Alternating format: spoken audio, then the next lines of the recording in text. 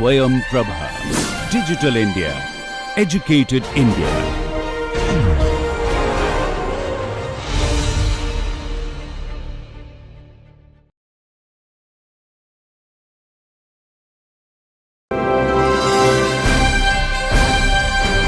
Swayam Prabha. Digital India. Educated India.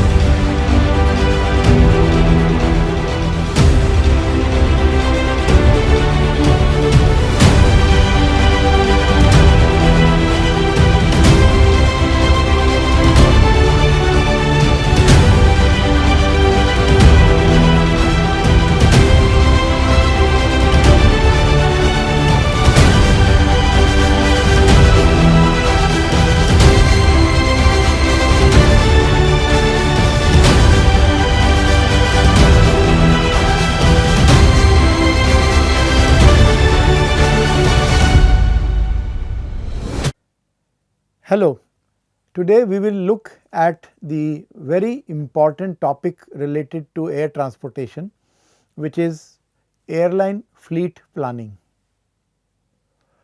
Let us start with the definition of fleet planning, which we will abbreviate with the words FP in the remaining part of the presentation. Fleet planning is a process, and that process is used to either acquire or manage aircraft. Now, after this, the definition takes two directions depending on whether you are looking at the airline that is interested in ensuring that there are right capacities available, or you are looking at the leasing company which is interested in having the right portfolios available. So, depending on whether you are an airline professional or a leasing company professional, you have a different outlook towards fleet planning. If you are an airline professional, you are looking at the process to acquire and manage aircraft so that the capacities which are offered are the right capacities matching with your routes. If on the other hand, you look from the point of view of the leasing company, they would like to do fleet planning to acquire and manage aircraft so that they have the right portfolios which can serve the interest of more than one customer in various different scenarios. Now, if you are an airline personnel, then your aim is to look at fleet planning as an exercise to serve the markets that you anticipate. Also, you may have many predefined time periods during which you operate the aircraft. So, over all these time periods, these aircraft should be suitable, and the bottom line in fleet planning for an airline is to maximize the corporate wealth. On the other hand, for a leasing company, the idea is to rent out capacity for the short term, because most leases are done by airlines either to explore a new market or they would like to enter the market without investing too much of their capital. So, generally it is for renting out short term capacity to an airline. So, therefore, you need to have a very flexible approach to the composition of the fleet. Okay. And eventually the aim is to maximize the profits. Now, in the definition of fleet planning, several keywords have been used or implied. Let us look at the relevance of each of these keywords. So, when we say that fleet planning is a process, we are saying that it is not an ad hoc decision made by a CEO of an airline or by any airline operator. It is a formal process. Then, when we say acquisition or to acquire the aircraft, the acquisition could be an outright purchase of an aircraft, or it could be a rental for an aircraft, or it could be a mixed bag. When we say management, we have to look at the perspective of the management. Management has to be very careful about changing the aircraft assignments, and whenever needed, selling an asset or procuring another asset to replace that asset. That is the meaning of management in the fleet planning process. Then when we say to optimize capacity, we mean not only the seats inside the passenger cabin, but also we mean the cargo that is carried in the cargo hold. Plus we also look at what frequency, because capacity that you offer in the market is often measured by what kind of frequency do you offer. If you offer a high frequency, you are loading a larger capacity in that market. On the other hand, if you want to reduce the capacity offered in a particular market, you would reduce the frequency. So the control on the capacity which an airline offers could be in terms of number of seats, it could be in terms of the volume of the cargo, or it could also be in terms of the frequency that they fly. Now, when we look at the word anticipated demand, anticipated requirement, we are looking in the long term perspective. We are not looking at today or tomorrow's requirements. So fleet planning is a process that takes a lot of investment, and hence it has to be done with a wide perspective in mind and not just narrow today and tomorrow's perspective. Then the time periods over which fleet planning takes place could also vary. We have to, as I mentioned, we have to take a long term view. We have to also ensure that in the process of fleet planning you are building in the obsolescence, because aircraft are going to become obsolete with time. Many aircraft become very expensive to operate. Many aircraft may have sound levels which are more than what are permitted by the regulatory requirements, and the sound levels are continuously tightened. The emission regulations are also continuously tightened. So when you plan the fleet planning process, you have to keep in mind the obsolescence of the aircraft as you go, and not do it for narrow immediate requirements. And plus, as I mentioned, you need to have a very strong control over the regulations, not only what they are prevalent today, but also what they are likely to become. As I mentioned, the regulations are continuously tightened. And then when we say that we are doing fleet planning for an airline to maximize the capital or maximize the wealth, here it is a very important point that the maximization is of the net wealth or the earnings of the airline, not just the presence in the market or the market share. As we already know, in the previous lectures we have elaborated that larger market share of an airline does not necessarily mean larger profits. Okay? So chasing market shares just for the heck of it is not going to be useful. What is important is to maximize the yields, as we have studied in the topic on yield management. Okay, what are the specific activities that are involved in the process of fleet planning? Okay. Quite simply, fleet planning is taking a decision. Now what is that decision? The decision is, should we modernize our aircraft to meet our immediate and expected demands, or should we buy a new aircraft or lease a new aircraft, or more than one aircraft. If you decide to buy an aircraft, then you have to decide whether you should buy a brand new aircraft which will have lower operating costs because it will have better fuel economy. It will also have lower maintenance costs because newer aircraft require lesser maintenance. It also will have very good appeal to the passengers because passengers love new aircraft. No one likes to fly in an old tin pot aircraft. However, new aircraft cost more money. So sometimes the airline may go for older aircraft which have already been procured and used by some other airline. But then how old? If you go for very old aircraft, you might be able to get a very good deal, but the fuel costs and the maintenance costs may be very high, and that may actually kill your profitability in the long run. So it is a very interesting balanced decision, this way or that way, depending on how many aircraft of which type should I procure or lease, if I am procuring brand new or old, if I am leasing, from where and at what terms. Let us look at some of the factors which might affect the decisions during fleet planning. Okay. So there are some factors. One is the financial expediency of the airline. airlines are businesses, and at any given point of time they have a certain amount of capital available at their disposal, and there are times when the going is very tight and they would like to conserve their capital. There are times when they have surplus cash or they are very upbeat about new emerging markets where they can take the risk. So, depending on the financial expediency of the airline, one can decide the fleet planning process and what to do. Also, fleet planning involves a lot of risk management. Ultimately, you are trying to plan something for the future. So, there is a certain risk. There is a risk in buying old aircraft, there is a risk in leasing aircraft, there is a risk in procuring new aircraft. So, this has to be balanced and properly managed.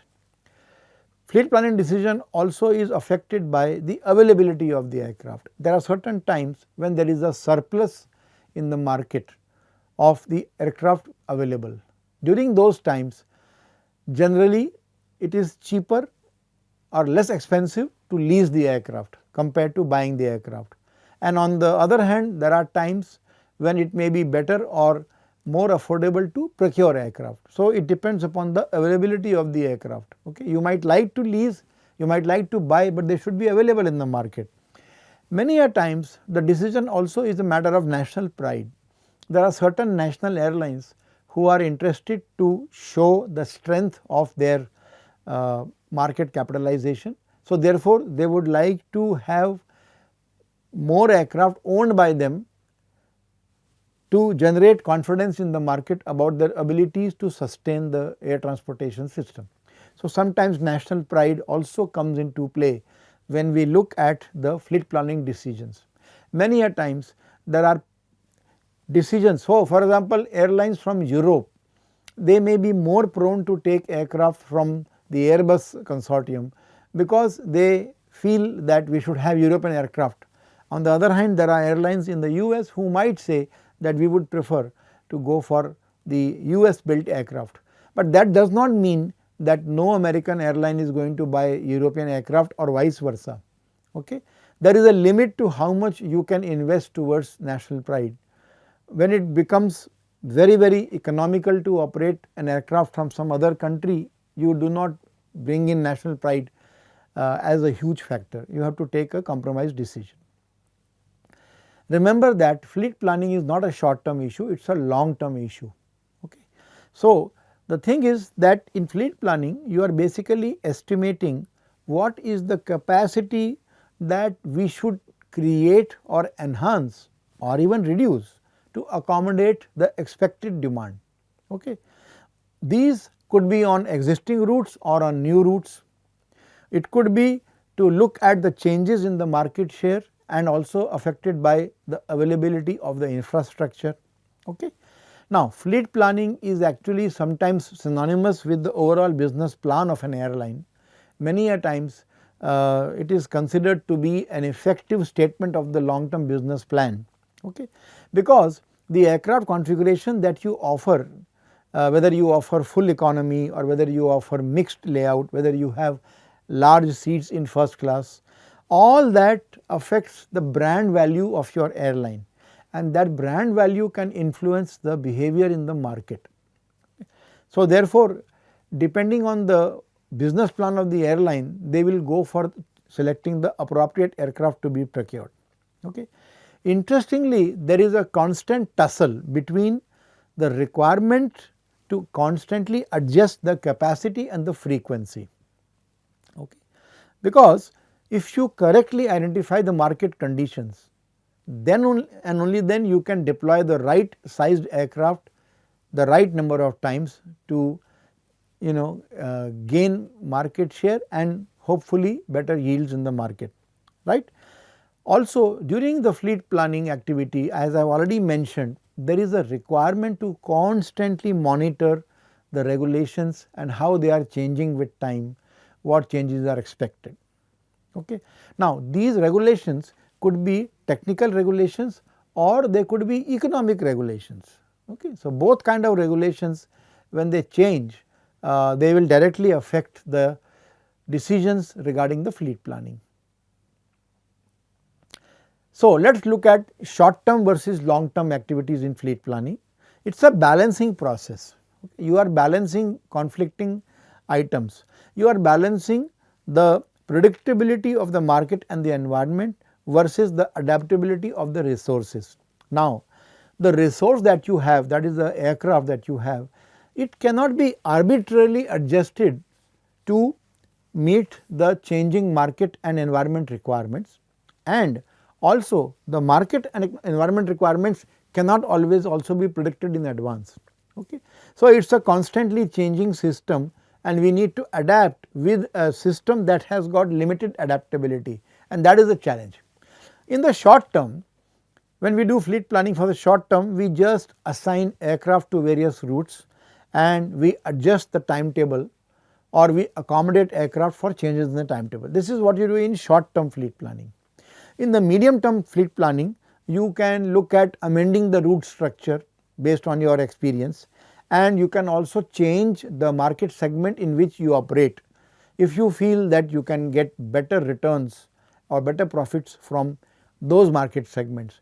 In the long term, you may go for complete fleet rollover, or you may completely change your business model, and that will decide the kinds of aircraft that you have in your kitty over the long term.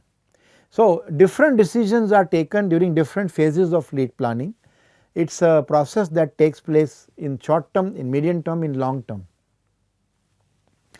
Here is a very interesting example or a sketch of how the short term, medium term and long term fleet planning exercise proceeds. Okay. So, there are two things: the resources adaptability, which is limited, and the predictability of market, which is also very limited. Both these factors are affecting.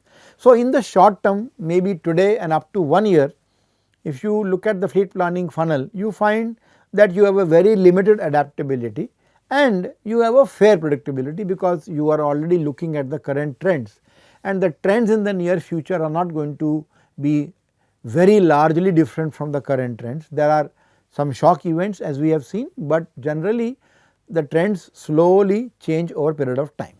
So, over a short period of time, say from today to 1 year or so, we might be able to fairly predict the market and environment conditions, but we have very limited adaptability of the resources. As we go to the medium term, which is from today to maybe 3 or 4 years, your predictability becomes fair to uncertain, okay, because you are looking at a longer time scheme, but you have an increased flexibility to accommodate your resources, to adapt your resources, to acquire new resources. You can get rid of your current resources and acquire more appropriate resources, but it is only a slightly increased flexibility. In the long term, of course, you have much larger flexibility, okay, but you have huge uncertainty. Okay. So, that comes in the strategic planning phase. When you have large flexibility in the adaptability of the resources, you can actually go for completely new aircraft or new aircraft types, but you are looking at very uncertain scenarios. So, therefore, there are going to be always some conflicts as regards the times are concerned, and therefore, the fleet planning process has to have a mechanism for handling these timing conflicts. Okay. So, we need to have a quick and an easy response to match the resources which are constantly changes because of the market or the way the market changes. Okay.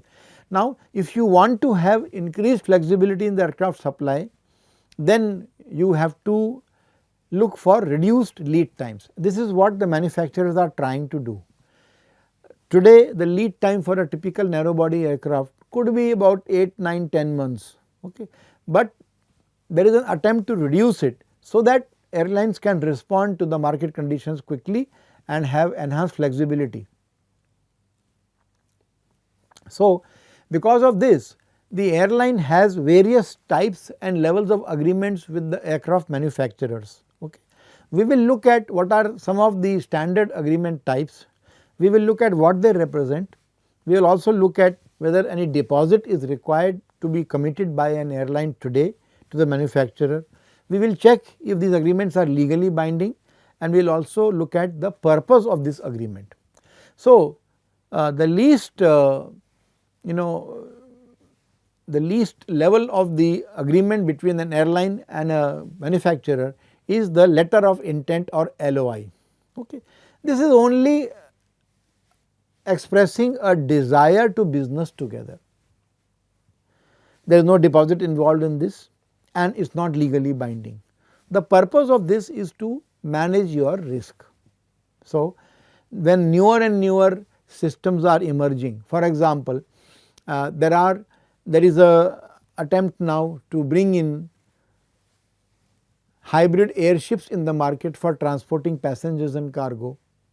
So, there are some companies which are bringing in or proposing to bring in these kind of and this particular airship in the market gives you a totally different flexibility and totally different type of product in the market. So, there are many companies who are signing up LOIs with these airship companies because they would like to hedge their risk in the future and they would like to not miss the bus. One step little bit more deeper is the MOU or the Memorandum of Understanding. So, here not only do you have a desire to do business together, you have gone beyond that. Here you discuss the terms and conditions of doing the business. Here there may be a deposit, but it is a very small deposit and this deposit could be refundable also, right. But MOUs are legally binding. It is a different matter that MOUs do not sometimes stand in the court of law, but they are legally binding and the purpose is to have increased commitment beyond just risk management. So, when an airline feels that they are far more clear and far more committed towards procuring a particular product, they would go for an MOU which is a deeper agreement compared to the LOI. The next of course is a firm order. When an airline places a firm order, it is a commitment to order, okay, and therefore a manufacturer will ask for a deposit and this deposit is generally non-refundable because you have now asked the manufacturer to start manufacturing a product to meet your requirement. Firm orders are legally binding and the purpose of firm orders is to finalize the deal and to ensure that you are now sure of what you would like to operate. But there is one more item available called as option. Now, when you have an option, you are again coming back to hedging of the risk, but you are telling the airline that this is more than just an MOU. This is a kind of a commitment with some option to change the numbers or adjust the delivery schedule later on. Okay. So, here you have a refundable deposit and it is legally binding. Okay. The purpose is I want to procure something, but I do not want to procure right now. I want to procure it little bit later till I build up enough capital to possess that product or till I wait and see how the market conditions change. But I still am sure about the kind of aircraft I would like to operate. So, it is more than the MOU, but less than a firm order, it is an option. Many airlines also use options to to block certain inventory for the future and they know that if they are not needing it, they can actually sell it at a small premium to some other airline who will be desperate for that inventory. So, this is also sometimes done in the form of options. Fleet planning is a multifunctional and a multidisciplinary activity and this can be confirmed by looking at how various departments of an airline feel that they are the ones who should be leading the fleet planning process and all of them are not they are not conflicting each other, they are all right because based on their own perspective what they do is more relevant as far as the fleet planning is concerned. If you talk to the head of strategic planning, they will say where else can the fleet planning process start or be initiated, because what they do is defining the airline product, okay.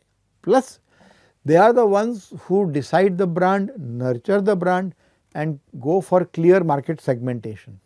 They are the ones who are forecasting the future activities and it is very crucial for them. And if you now go to the head of flight operations, this person will say no, fleet planning should be done by the flight operations group.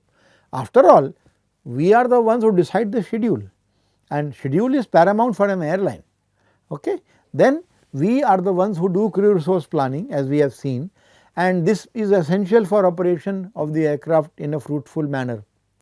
Then the fleet decisions or the decisions about the aircraft are very crucial to plan your operations. In fact, they decide the operations, correct. Okay. Now, if you go to the head of engineering and if you ask that person, what do you feel about fleet planning? Is it falling under your domain? They will say yes. We are the ones who maintain the aircraft, okay, and maintenance is a key activity. It decides when the aircraft is going to be available for operations, right. We are the ones who can give you an unbiased technical opinion, because we are the ones who are aware about the correct and actual technical abilities of the aircraft. Okay. Then there are safety considerations in operating an aircraft, and who else other than the engineering department is aware about the various safety issues. So, they will feel that they should lead the fleet planning process. If you go to the head of finance, they will say, look, the buck stops here. Okay. We are the ones who are looking at the financial viability of the stake. We are the ones who should decide which aircraft to be procured, which aircraft to be sold, which aircraft to be leased, which aircraft to be bought. Okay. Now, we are also the ones who can decide based on the potential tax advantages, and taxation can be a very big factor. Plus, we are interested in looking at investment with respect to the net present value, and therefore, we should be the ones who should do fleet planning. Now, none of them is wrong, they are all right. They all have a stake in fleet planning and they all will feel that their stake is the biggest stake. But such is the nature of fleet planning that every department of the airline directly gets affected by it and would like to influence the decision in that area. So, ultimately they have to work together. So, therefore, the 4 functional activities of an airline, the financial, the operations, the engineering and strategic planning, they all have to come together, and then you have to have a standard or a well established procedure for evaluating an aircraft, for acquiring an aircraft and managing the aircraft, and this is normally held based on the strategic vision of the CEO. Okay. So, you have a non-operating business on the bottom which takes care of the day-to-day activities and operations, and you have the operating business. Both of them have to work in unison to come up with a very good fleet plan. Let us look at the attributes of a good fleet plan. So, there are 3 cornerstones in fleet planning. For an airline, there should be adaptability, flexibility and continuity in operations. So, what are these? So, for adaptability, they would like to ensure that the aircraft delivers certain things in the right manner. In flexibility, they would like to check that certain things are proper, and in continuity, they would ensure that the aircraft can be continuously improved. So, what is adaptability? Aircraft should deliver the right size and appeal to the passengers, it should have the right performance and it should have the right economics. That is the adaptability of an aircraft, but aircraft also has to be flexible, because it has to offer payload versatility. It should not be that it can carry only one kind of payload. If the market changes and that payload is not really very useful and some other payload is more prominent, we should not say that look, we can't do anything. Similarly, it should have operational flexibility and it should allow you to phase in or phase out very easily.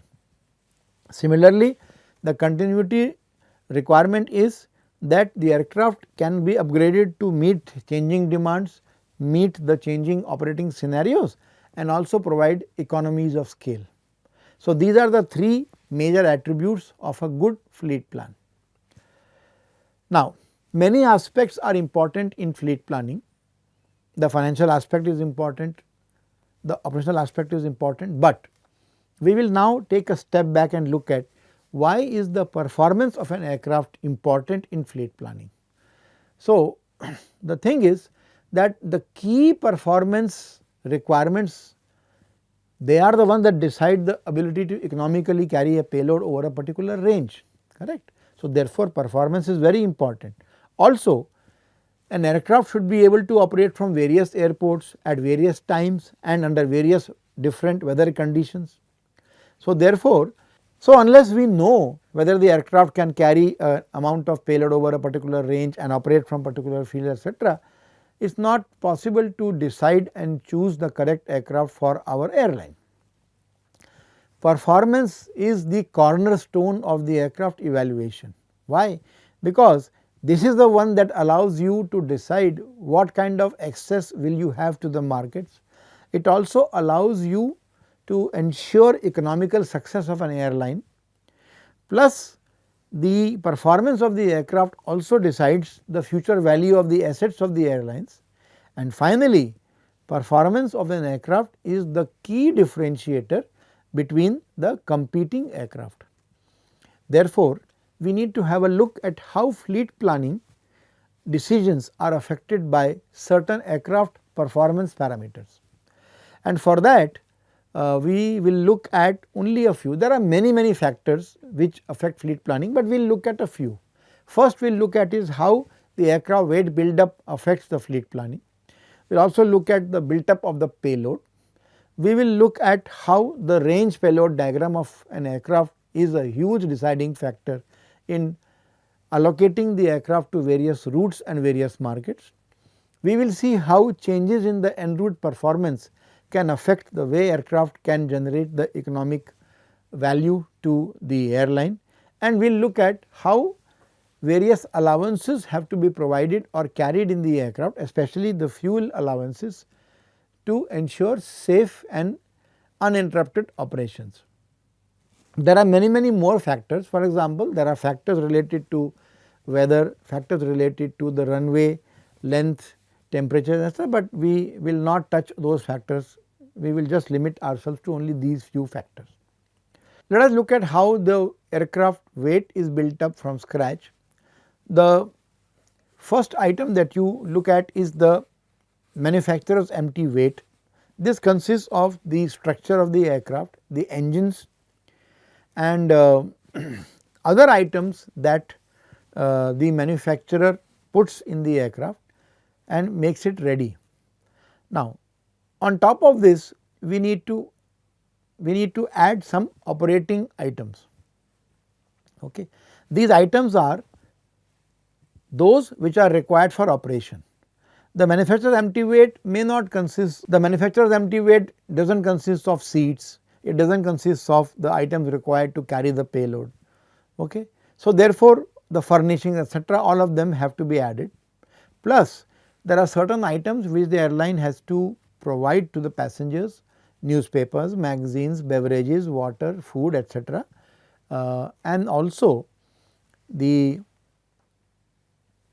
crew members, because you are required crew members. So, the mass of the crew members, the pilot, co-pilot and the people in the cabin, all of that is included in the operator's items. So, now when you say we have reached operating empty weight, you have come to a stage when you are ready for operation. All you can add now is either payload or fuel or both. So, let us look at a situation where we first add the entire payload that the aircraft can carry, because after all an aircraft is designed to carry payload, right. So, we suppose we add the entire payload. This is also limited, as we will see, based on either the volume available for the payload to be carried or the structural limit of the payload carrying bay. So, whatever be the limit, there is a limit to how much payload you can carry, and now you reach what is called as zero fuel weight. In zero fuel weight, you have everything there except fuel. By the way, there is something called reserve fuel which has to be considered as part of this, because that cannot be used for planning your mission. So, after zero fuel weight, you actually add the mission fuel weight. On the zero fuel weight, all you can add is fuel till you hit the limit on takeoff weight. Remember that you cannot add the full fuel, you cannot have, in general, you cannot have fuel tank full along with full payload, because you will hit the maximum takeoff weight limit before that. So, sometimes you can carry full payload, but there is a corresponding maximum fuel you can carry. Sometimes you may say no, we will fill the aircraft with complete fuel and then we will add appropriate amount of payload so that we can hit the takeoff weight limit. You cannot exceed the takeoff weight limit when you release the brakes and you are ready for takeoff. But there is also one more limit. There is a limit on the maximum landing weight. So, sometimes the amount of fuel that you can carry or the amount of payload that you can carry could be restricted because of the fact that when you come into land, your weight cannot be more than a particular value based on the strength of the landing gear, and therefore, you may have to reduce either the payload or the fuel right in the beginning to ensure the landing weight is not exceeded.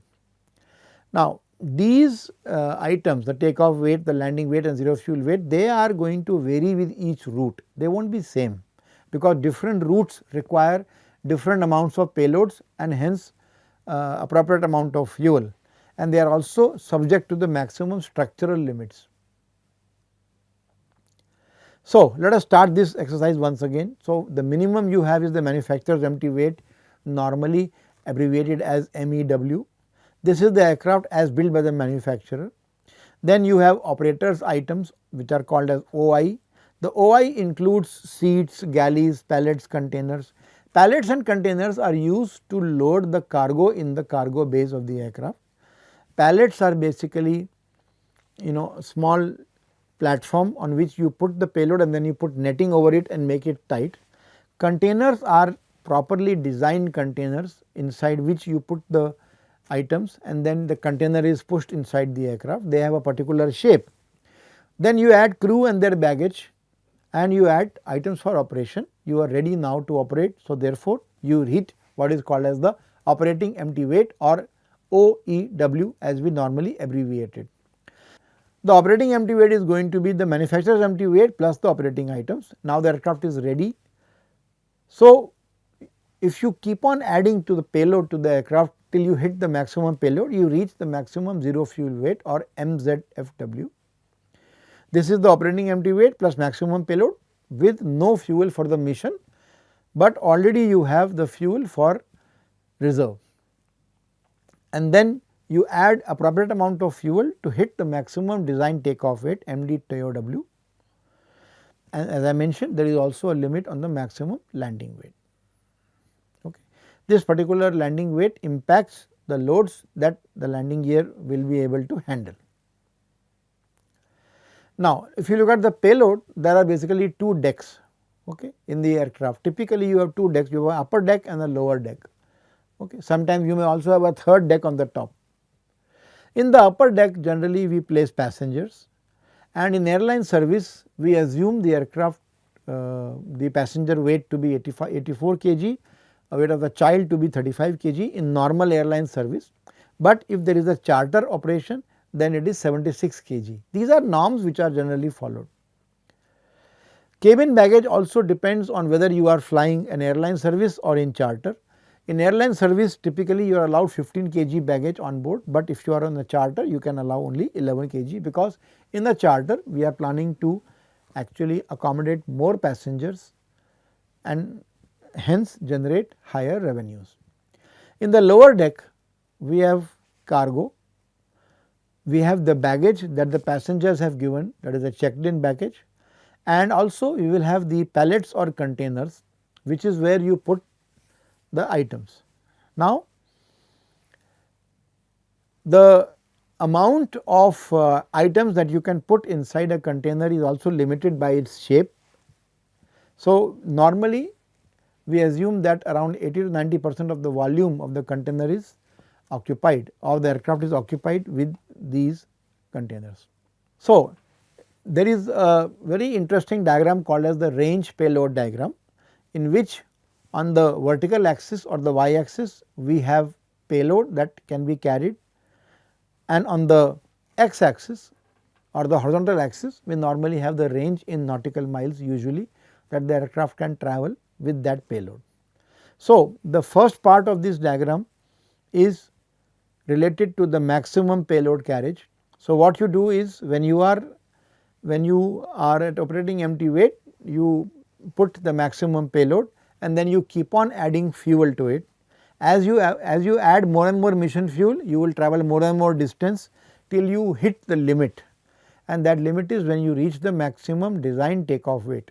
Now, you cannot add any more fuel.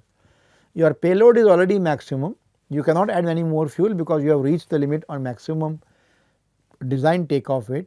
But suppose you want to travel further, or suppose you want to plan your flight to a destination with a larger range than this particular range, then the only option available to you is a compromise or a trade off between fuel and payload.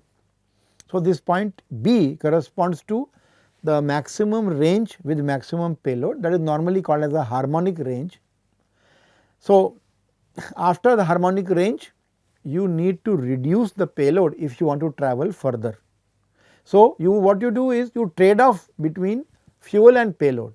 So, payload, if you have lower payload, you can have more fuel, vice versa, and you keep on doing it till you hit one more limit, and that limit is point C, where now your fuel tank is full.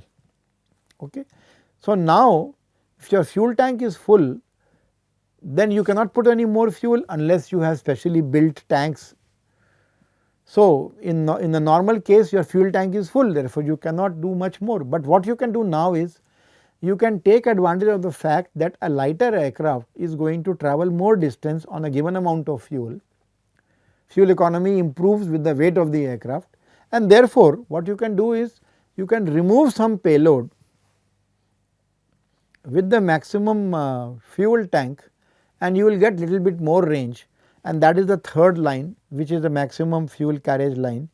This area is the trade off between payload and range.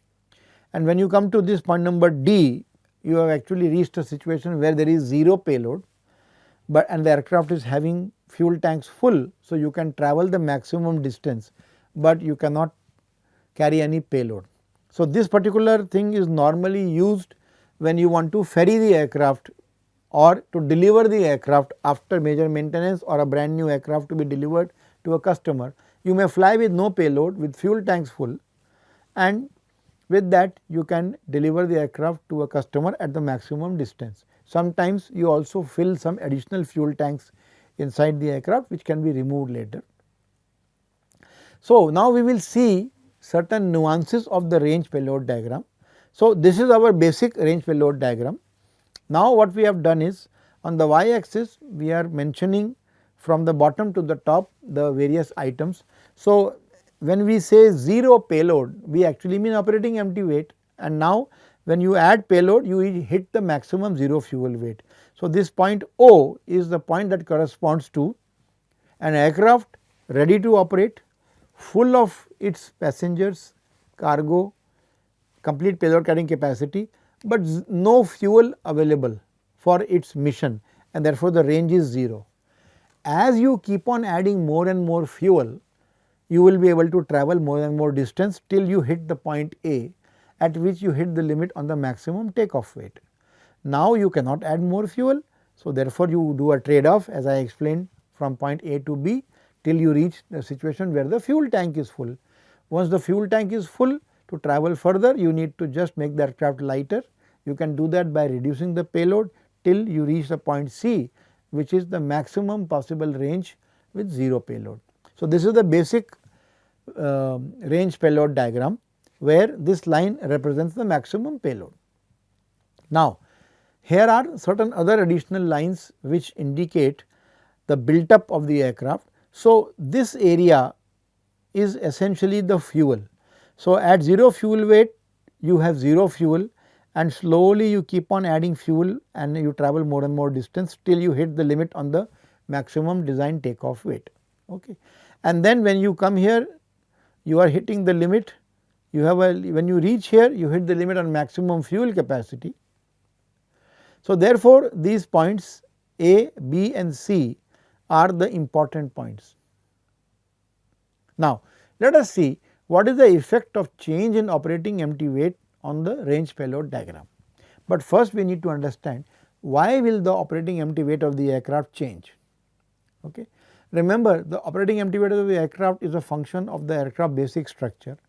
As the aircraft grows old, there are repairs on it, there are changes, there are modifications, there are certain retrofits which are done by the manufacturer. As the regulations change, certain new rules are brought in. Because of that, you have to do little bit more structural work on the aircraft. All in all, with time, the aircraft operating empty weight starts increasing. So, here is the basic range payload diagram for a given operating empty weight, and what happens when you have a higher operating empty weight is that you compromise on the payload. You have no other option but to compromise on the payload or on the range. Okay. So, you may say, okay, we will carry less fuel, but generally speaking you carry less payload and you just go for a reduced value of the maximum payload. This is something that airlines do not like, but they have to live with it over time, because as aircraft becomes older, generally the operating empty weight becomes lower. Sometimes the manufacturer may actually go for certain schemes or approaches to make the aircraft lighter, and with that the OWE may change in the positive direction also.